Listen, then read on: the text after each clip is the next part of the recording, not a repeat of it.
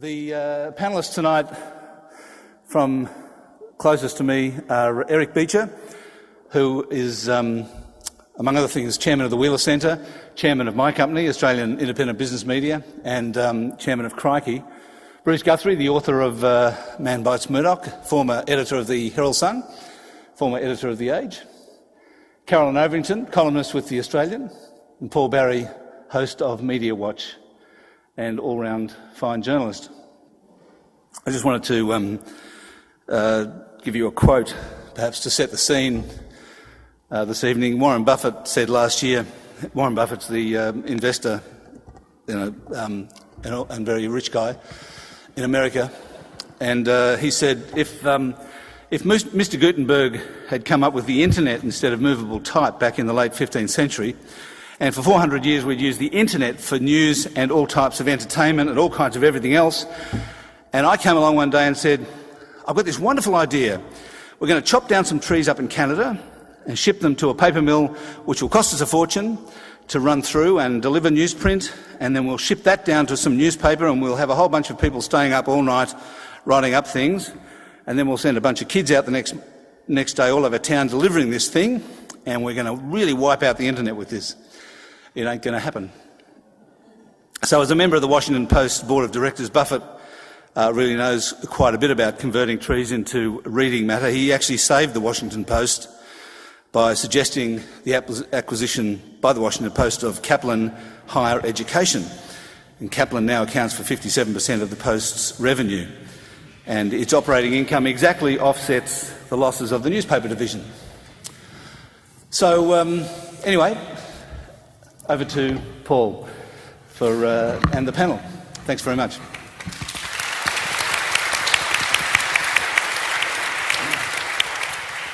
Well, thank you, everybody. It's a great privilege to be here. I've occasionally perched up the back of this place and marvelled at the fact that Melbourne has this sort of open-air town hall debate and wished that Sydney could have something like it.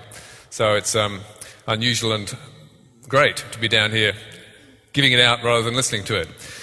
I have just got off a plane. I have just come through the traffic. I have walked in here 30 seconds ago, and today was the most appalling day. It's always bad Monday because we make the program and things generally go wrong, and today almost everything went wrong, and so I managed to get the plane by minus 30 seconds and persuaded them to reopen the flight, and I left my glasses behind and my notes behind, and so if I appear to know absolutely nothing about the subject, you'll know why.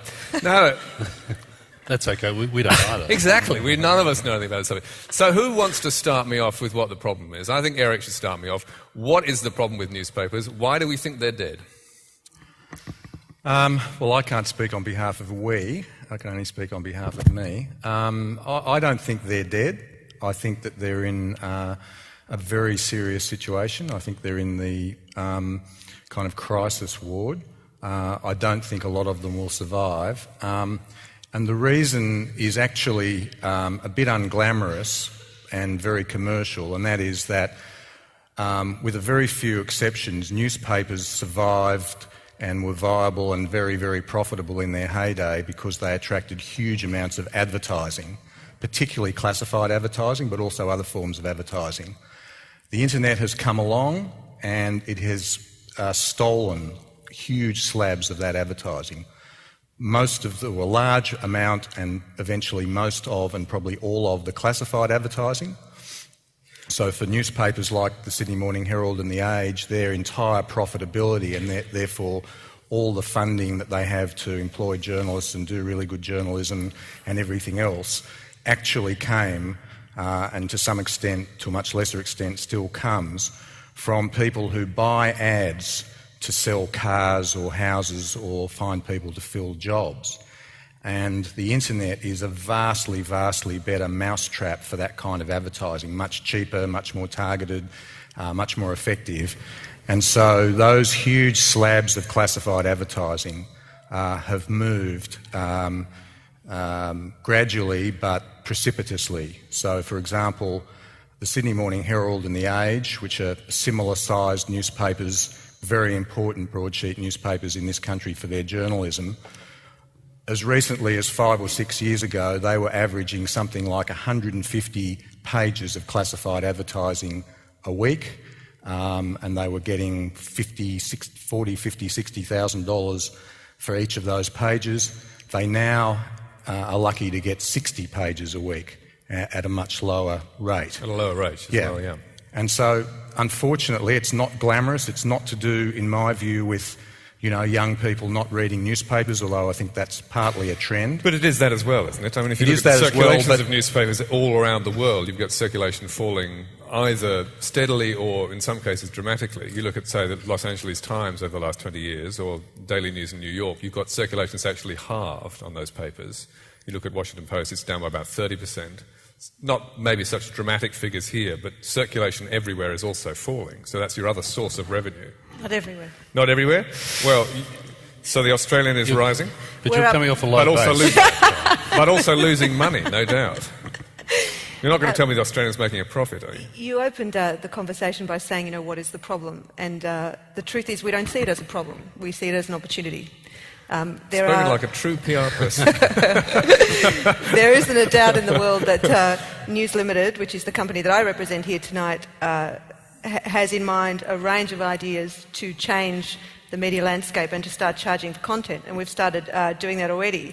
But that's already a sign that you don't think that the printed word on paper is going to continue to make money. Not necessarily. Not necessarily. We can do it all. I mean, News Limited is a company that makes money from books and movies and newspapers and MGM, and we own so much. It seems odd to think that we wouldn't also be able to make money out of these new platforms. We will, and we already are. We launched the first iPad app on the day that the iPad came to Australia. We sold something like 8,000. The price at the time was about $4.99. There was a bit of churn on day 30, 31, 32. People dropped, people who picked up the iPad app in the first few days dropped it. But since then, we've got back to about 8,000. The price is about to go up to $8.99. We made $1 million worth of advertising, which was incremental advertising in that first 3 months. Commonwealth Bank was on board, Optus was on board. We don't see that there are any barriers to making money on the new. Do you think, throughout this financial crisis, when people were pronouncing the death of newspapers, and they still are obviously, but Murdoch was spending up big. He was hiring people at the Australian. He was doing things that he wasn't cutting back in the way that other newspaper proprietors were. Do you think, Bruce, that Murdoch knows something that we don't, that he's got a vision that he's right and everyone else is wrong? Well, I'm sure he knows an awful lot that we don't, but I'm not sure he's right on this one. I think that he's come to the table very late. I recount in the book about going to a conference in 2007 in Monterey, California, and the speakers were fantastic, as they always are at Rupert Murdoch conferences. There was Meg Whitman, who's just run for Governor of California and lost to Jerry Brown. There was Mark Zuckerberg from Facebook, and they were giving wonderful presentations, but I was thinking, why wasn't this conference 10 years ago? 2007 was too late, and it was because Rupert Murdoch so loves newspapers that he's found it hard to let go. And I think the problem is that newspapers may have left their run too late, and it's because they, up until the last few years, have made enormous amounts of money. I mean, the Herald Sun still makes $100 million a year. And one of the problems I had when I was editing that paper was getting management to focus on the future, because to embrace the future, it meant letting go of the past, which meant letting go of $100 million a year. And it's interesting to hear Caroline say that the Australian is moving very quickly into this online area. That's because the paper doesn't make much money. So they're actually prepared to sacrifice that because it doesn't make any dough. But that paper's never made money. I mean, there are profitable News Limited papers around the world, or News Corporation, which are also moving that way. And if they can't make money out of their paywalls, the Times would be an example, then surely their future is in grave difficulty, if only in the number of people they can employ and the sort of quality of journalism they can put out. But I mean, the premise is not entirely true. The News Limited company and the News Corporation company are massively profitable. We sell 20 million newspapers a week. We're not in any danger. No head on the chopping block just yet, Bruce. But just on that point, the Australian is 3 years old. It sells 23,000 copies a day in Victoria. So it's not part of the fabric of this state. Why is that? Why why is it not penetrated Well, into you the have fabric four. of the state? I mean, you have 4 daily newspapers here in Victoria. You have the you have the Financial Review, you have the Australian, you have the Age, and you have the Herald Sun.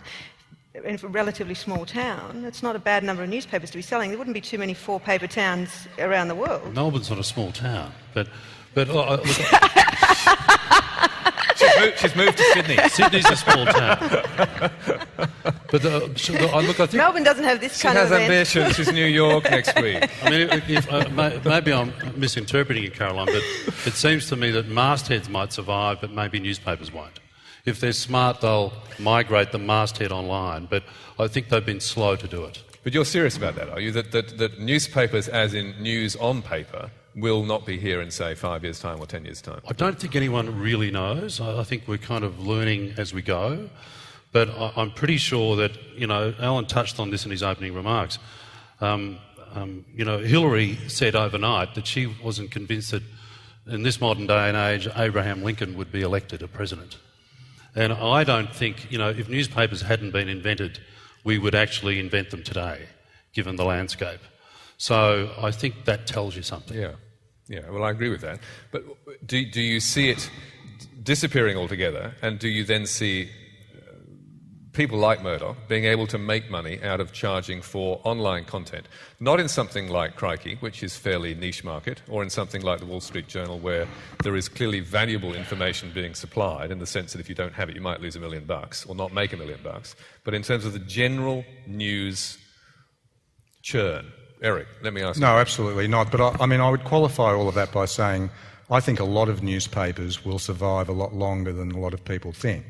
I don't think they'll be the big papers in the big cities. I think they'll be the smaller papers in the smaller places, which have very little competition, tend to generate most of the advertising in those small cities or towns. The adoption of new technology, particularly in regional areas, but also in small cities, lags behind bigger cities. And I think their lifespan will probably, in my view, be measured in decades rather than years. In the big cities and the national newspapers, and as you say, in America and Britain, where the circulation falls are alarming, as well as the advertising, I just cannot see how proper scale, fully funded journalism, which requires, hundreds of journalists covering everything every day and doing it with a great degree of integrity and intensity, I just cannot possibly conceive a business model online or on tablets or on phones. But Rupert Murdoch says that it's going to happen, so I guess he knows more than all of us put together, and so maybe he's right. Well, maybe he's right, but in a sense maybe he's also in love with newspapers, and maybe he needs to believe that. Maybe, it's definitely true that he does that he believes that he loves newspapers, but it's also true that he's a businessman and he is in this to make money. Well, I remember reading, when I was researching my book on James Packer, reading an absolutely fabulous blast that Kerry Packer gave to the Australian Broadcasting Tribunal, it was, I think, about the future of newspapers. And it was basically explaining in 1998 that in his view there was no future for newspapers, because at $50 for a classified ad, you were just doing the same that the internet could do for $10.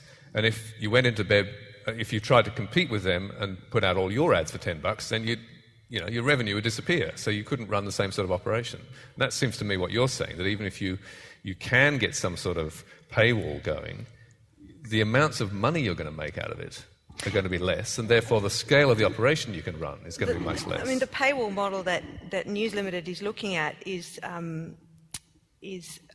there'll be, in some ways, similar to the company, to Crikey, that some information will be available for free, the tasters will be free, and other information need premium upgrades for. But in some ways, the things that we're looking at to generate money for us, at the moment we're looking at things like apps, but probably 2 to 3 years from now, when the technology catches up a little bit more, we may go back to browsers, and that's not something that Steve Jobs necessarily wants to see. But at the moment, the app is the best way to encourage people to buy a News Limited product. As in iPhones and iPads and... Well, let me give you an example. We just signed a deal with Optus. Now, when they put their equivalent of the iPad on the market in a couple of weeks' time, you will get a copy of The Australian built in, and Optus will pay us a part of the subscription. So if you sign up for 12 to 14 months to have this new Optus Symbion, then you get The Australian. They give us a part of the sign-up cost as a subscription, and you don't have to download it; it's already on the thing. So that, that's one way we're looking at generating revenue. I mean, that's straight away revenue. Paul, can I just? Yeah. I think it's going to be more. I think you use the word niche. I think it's all going to be about niches. That you'll go to where you can get information that you can really apply to your life, and I think the papers that are most at risk are really the mass market papers that don't have any particular focus, which is bad news for the tabloids, which, go out there every day, sell 200, 300, 400,000 copies and sort of spray the information across about 60 or 70 pages. Ironically, a paper like The Australian, which is quite targeted, a relatively small sale, 120,000 compared to a paper like the Herald Sun, it knows its community of business leaders and politicians. That's a good start, because I think that's a niche. It's almost like The Economist is booming at the moment, because people know they can come to The Economist online or in print, and they will have information that will improve their business life or their corporate life. They'll probably make money out of the information that they're given.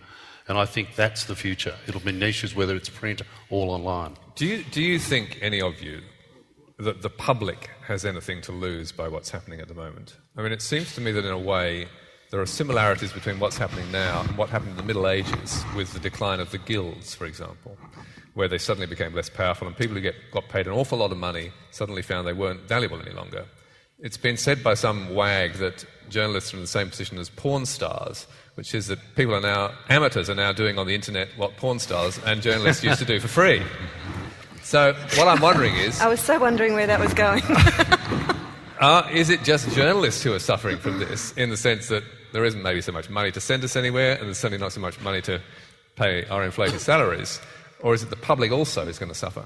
Well, I think absolutely. I mean, I think this is the great looming tragedy, and it's already starting to unfold, which is that, as I said earlier, for good journalism, which I think, and I think everyone here would agree, is a pivotal part of any democracy, a crucial part, arguably the most crucial part, because it's the part that looks at everything that's not going right or being done with our money and in our name by government and by bureaucracy and by the courts and so on. So journalism is the check and balance on that system. But to do that really well, you need significant resources. You literally need hundreds of journalists on a big-time daily newspaper. I think you're fine, Paul, because at the moment, the federal government puts $1 billion a year into the ABC, and the journalism that results from that, I think, is fantastic, and I think, for the reasons we're talking about, has never, ever been more important. But in the private sector, where the bottom line rules, I just cannot conceive of how, over the next decade, if not sooner, the commercial newspaper publishers, whether they're doing newspapers on paper or whether they're doing it electronically, can afford to employ hundreds and hundreds of journalists to fulfil that important function, and we will all suffer. I'm not sure there's that much of it going on at the moment, Eric. Well, there's still hundreds of journalists being employed. Yeah, but a lot of those journalists are doing lifestyle sections and colour stories. I mean, I think, and Paul, you won a couple of investigative journalism Walkleys. The papers that I edited, in the 90s, I think we won every Walkley Award for investigative journalism 5 years running, the Sunday Age and the Age.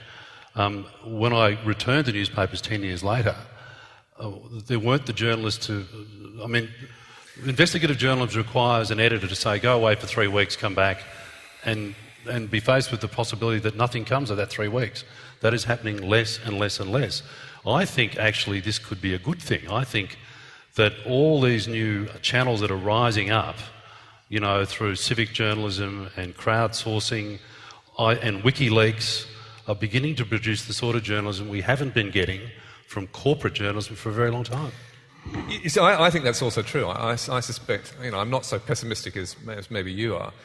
We've done a story on Media Watch tonight, which will go out in a couple of hours, which is about a technology writer in the Daily Telegraph who's written a ridiculous story and it's been ripped apart on the internet, basically. But it has been so well ripped apart on the internet, so quickly, by so many people, and, we're struggling to do it any better than they've done it, quite frankly. Now, there's several stories. If you look into finance, when I was looking at the global financial crisis, you look at blogs like Calculated Risk and Seeking Alpha and so on. There's a lot of very, very high-quality people out there who are writing in these specialist areas. Yes. I agree, and I think that will look after a really important component of the kind of public trust role for journalism. But I'm not so much talking about that. I'm talking about the hundreds of journalists you need to cover the courts properly, to cover Parliament, state and federal Parliament, to cover police, to cover foreign affairs and foreign correspondence and so on, to cover the other cities, just to have people out there when something happens, to do the research, to do all of that. Already gone. You need lots of people. Well, all the major daily newspapers, metropolitan or national newspapers in Australia, still have 100 to 300 journalists employed, or some numbers like that, to do all of those things I've just talked about. I mean, papers like the Adelaide Advertiser or the Courier Mail do virtually no investigative reporting, but they still keep their state governments honest, or one hopes they do. They certainly cover them. They still cover City Hall. They cover, the suburbs and the local councils. They cover police. They do all of those sort of things. And my worry is that as the advertising dries up, which pays for all of that, the feet on the ground won't be there. Well, if you look at Nick Davis's book, Flat Earth News, which is about the media in Britain, that's exactly what's happened. All those people who covered the courts for the press agencies no longer do so. Most of the press agencies have gone bust or gone out of business. Most of the local papers have gone bust or gone out of business or been consolidated. And there's probably, a third of those people who were once doing that very important job. And if you look also at what happens in the people who take communications courses, they end up in PR. They end up as corporate PR people or as political PR people. And that's where the journalism is now being made, I think. And journalists like us have less and less time to check that stuff. I don't think I can accept the premise that the mainstream media isn't doing good journalism anymore. I struggle already there. I'm not saying it's not doing it at all anymore. I'm just saying that there's fewer people. This has been an absolute monster year for news. We had the rolling of a sitting Prime Minister and the first female Prime Minister put into office, and we had the scandals surrounding the pink bats and the waste in the building education revolution and the Godwin Grech and Malcolm Turnbull, and then we had the Chilean miners, and we had a million things going on overseas, elections just passed in the United States. All of these stories were covered by the mainstream media. I mean, not one of these stories was broken by a blogger. But the election stories were broken by Laurie Oakes on television. I mean, it's mainstream media. Yeah, but where was the Australian, which is a paper that is dedicated to covering federal politics? Oh, the Australian was covering problems with the Rudd administration for months before Kevin Rudd was rolled. In fact, our editor likes to say that people who perhaps weren't reading the Australian would have had no idea why he was being rolled. Okay, but that's not what we're here to talk about. But, it is in a way, because you're saying that the mainstream media is dead, but there's a lot of life left in it. We're talking about the future of the media. We're not talking about the present situation. Let's talk about something that you all have in common, which is that you all have, or do, work for Rupert Murdoch. How do you think these changes will affect the power of newspaper barons? And do you think, if the whole thing fragments, as you basically predict it will, Eric, do you think that someone like Murdoch is going to build that sort of power again? Well, in a corporate sense, I mean, if you look at News Corporation or News Limited in Australia now, we had an editorial in Crikey about this last week, and we just listed all of the ownership that Rupert Murdoch and Lachlan Murdoch. So Lachlan Murdoch now is about to become one of the controlling shareholders of the 10 network. He's the controlling shareholder of a big radio network. He's a big shareholder in Win TV, News Limited, of which he is a director, and is going to inherit 1/6 of that company, which is probably well over $1 billion. He sits on the board of News Limited, which owns 70-odd% of Australian newspapers and most suburban newspapers and blah, blah, blah. So in a corporate sense, or in the sort of family father and son sense, their grip over Australian information and media and journalism has never been greater. So anything that breaks it up, I think is a good thing. And so if we've got all these other things rising up, then the hope is that that hold will break, which is better from the point of view of a functioning democracy. It's better from the point of view of employment for journalists. It's better from the point of view of browsers and readers. Well, it's not going to be better for the point of view of employment of journalists, is it? Well, I mean, this is not going to create journalistic jobs. Well, what's I don't agree happening with that, out Paul. there? No, I think that, you know, if like you look for at what's instance, happening in newspapers, we have massive job losses, and in television news. Well, let's massive look at job the losses. US. I mean, two Washington Post correspondents left the Post, one of the better papers in America, set up a site called Politico, you know, basically on the basis that people wanted terrific political coverage. I think it now employs 175 journalists and is one of the go-to sites in the world for political coverage. So I think all these opportunities emerging, you know, for individual journalists to become publishers. It's never been easier to get your story out. There's never been more means of getting your story out. You don't need a printing press. You don't need a distribution network. You don't even need newsboys or girls. You just need to get the story out, a laptop or an iPhone, and away you go. So I think the opportunities for journalists to become publishers have never been greater.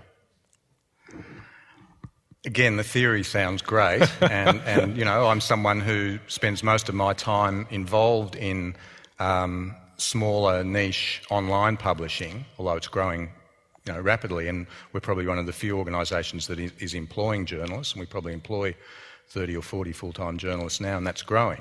So I agree with the theory, but in practice, the reality still remains that even if you get your story out on whatever platform, if people don't want to read it, or it's not relevant, or it's wrong, what's the point of getting it out?